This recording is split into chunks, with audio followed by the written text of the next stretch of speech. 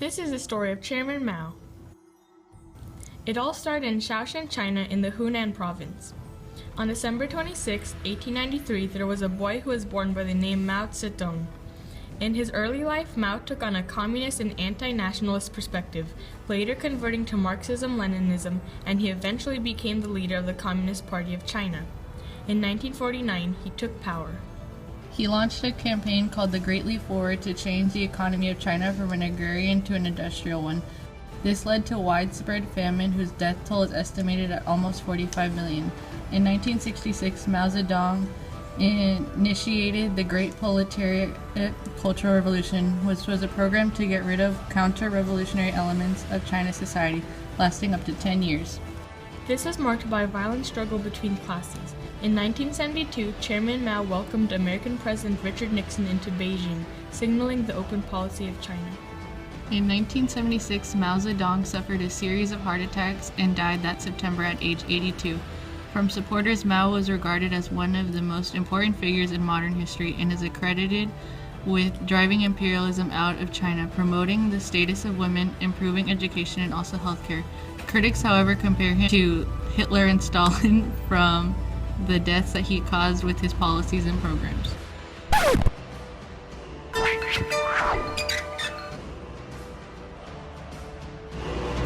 If Chairman Mao had never taken power, China would be much different than it is today, probably more like Taiwan with a free market economy. So it'd probably be a faster and stronger economy than the US. Hard to say, but very possible since the Great Leap Forward would have never happened. The Great Leap Forward, by the way, was a campaign that led to the death of millions of people because of over-industrialization. So, like Stalin's 5-year plans? Exactly. Neither of them actually helped their countries. In fact, after the Great Leap Forward, China's national income fell and inflation rose. That also affected the number of people that died because of it too, right? Yes, less people had jobs and they made less money. If it had never happened, there would be many more Chinese people and it would have changed the culture of China, and many families would have never joined the communes he set for them to work in. It also would never have people make their own steel factories, saving hundreds of people's lives and material. Without him coming into power, it also wouldn't have led to cooperative farms and failed harvests that led to the death of 20 million Chinese people due to starvation. Also, without it, there wouldn't have been hundreds of farmers beat to death and thousands of cases of cannibalism. The Great Leap Forward is also known as the cause for China's Cultural Revolution.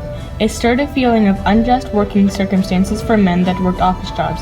Those who worked white-collar jobs, people such as office workers, doctors, businessmen, were forced into blue-collar jobs such as welding, mining, factory working, and farming.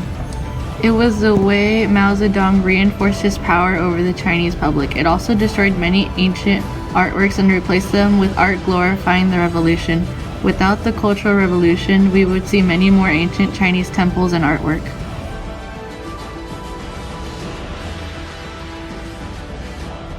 That's when Mao made his people carry around his little red book of sayings. This book was called Quotations from Chairman Mao Zedong, and in modern China, this book is a symbol of Mao Zedong thought. It is considered to be one of the most printed books in history with 900 million copies sold. It was also another one of his reigns of terror over the Chinese public that killed over 1 million people. That was followed by the one-child policy in China. It helped control population slightly, but led more to the abandonment of babies, especially baby girls, since male offspring was greater valued since it was a guarantee of an heir and a continuation of the bloodline. It also led to the problem now there is many more men in China than women. It also would have greatly changed China in wealthy people because people could no longer inherit money from their parents. So without him, there would probably be more wealthy families and also completely different government because government positions were often given to the wealthy. Without a communist China, the outcome of most Asia would be very different today.